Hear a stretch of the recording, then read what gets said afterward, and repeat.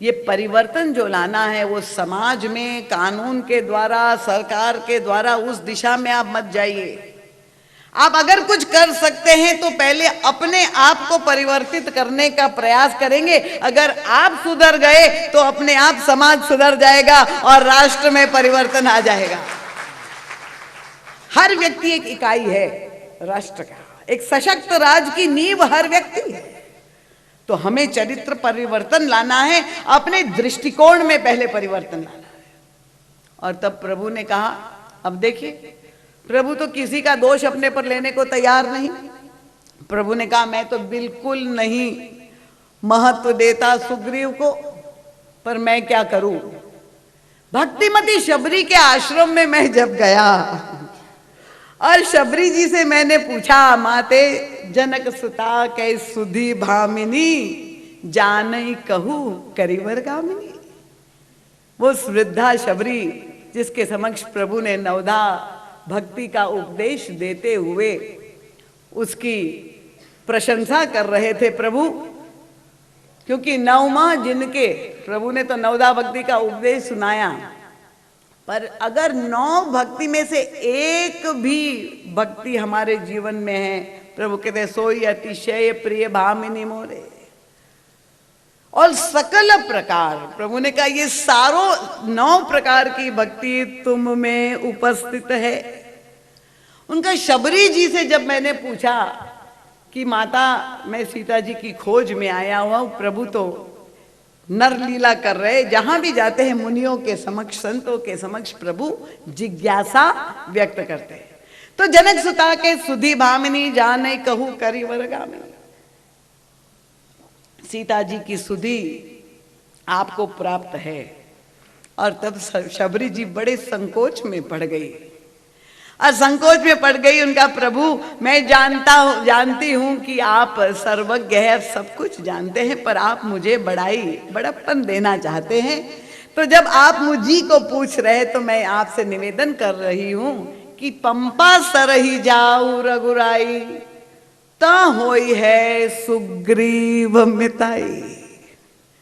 प्रभु ने कहा, भक्तिमती देवी शबरी ने मुझे कहा, उन्होंने ये नहीं कहा कि हनुमान से आपका मित्रता होगी, उन्होंने सुग्रीव का नाम लिया था, सुग्रीव से परिचय होगा, इसलिए मैंने सुग्रीव को अपना मित्र बनाया।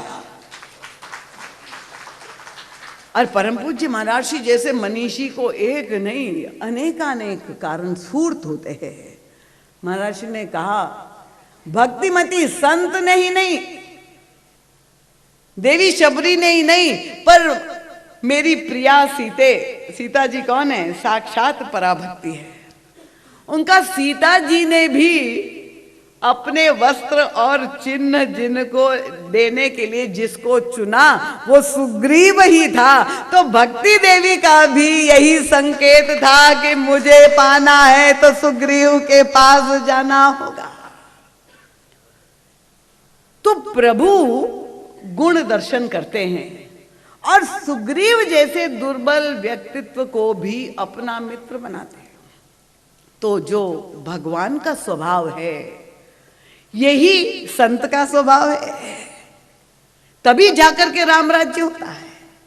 क्योंकि आदर्श तो कई महापुरुषों में, भगवान श्री राम ही भगवान श्री कृष्ण के रूप में द्वापर में आए थे, पर भगवान राम के द्वारा राम राज्य की स्थापना हुई। भगवान कृष्ण द्वापर में आए, पर क्या कोई कृष्ण राज्य बना पाए?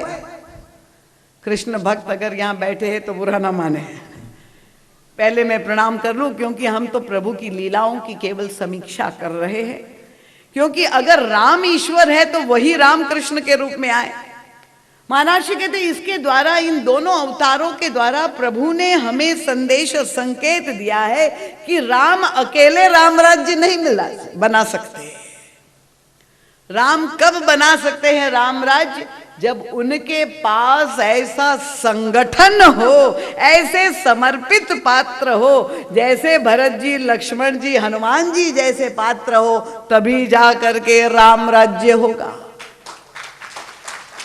जो प्रभु के आदर्शों को क्रियान्वित कर सके समाज में, ऐसा समर्पण, ऐसा त्याग, ऐसा विश्वास, ये श्री हनुमान जी महाराज का भी।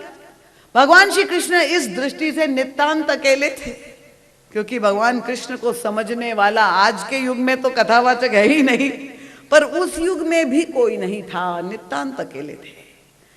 तो श्री हनुमान जी महाराज जब सुग्रीव की चरणों में रहकर सेवा करते हैं, देखिए हम हनुमान जी महाराज के चरित्र का अवलोकन कर रहे हैं, उनका वैशिष्ट्य। एक और अत्यंत दुर्बल चरित्र, और एक और कहां श्री हनुमान जी महाराज का विलक्षण व्यक्तित्व। और हम पाठ भी यही करते, तुम उपकार सुग्रीव ही कीना राम मिलाए राजपत दीना। तो हनुमान जी महाराज को सदगुरु आचार्य के रूप में सुग्रीव स्वीकार करके उनके चरणों में दंडवत प्रणाम करे, तब तो समझ में आ सकता है। होना यही चाहिए, औपचारिकता व्यवहार यही है।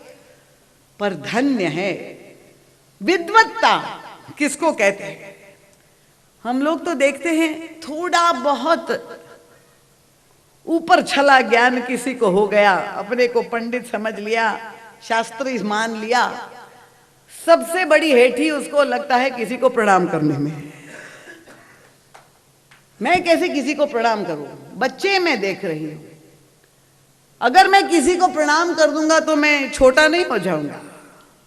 देखिए ये है आज की स्थिति विद्वानों की, जबकि हमारे यहां कहा गया शास्त्र में कि विद्या का उद्देश्य क्या है। कोई व्यक्ति विद्वान कब होता है? जब वो विद्या का धनी है। पर हम ये समझते हमने विद्या प्राप्त कर ली, हम समर्थ हो गए। शास्त्र कहता है नहीं, विद्या का उद्देश्य क्या है उनका? विद्या ददाति विनयम। पहला लक्षण कोई विद्वान है वो उतना ही विनम्र जब होगा, तब समझ लीजिए कि वो वास्तविक विद्वान है। और विनम्रता भी कैसी, आप कल्पना कीजिए। सुग्रीव अगर भगवान श्री हनुमान जी महाराज के चरणों में प्रणाम करे तो समझ में आ सकता है, पर दर्शन मानस में लीला में एक बार नहीं दो दो बार मिलता है कि हनुमान जी महाराज सुग्रीव के चरणों में लेट कर दंडवत प्रणाम कर रहे हैं। यह है व्यक्तित्व का आदर्श।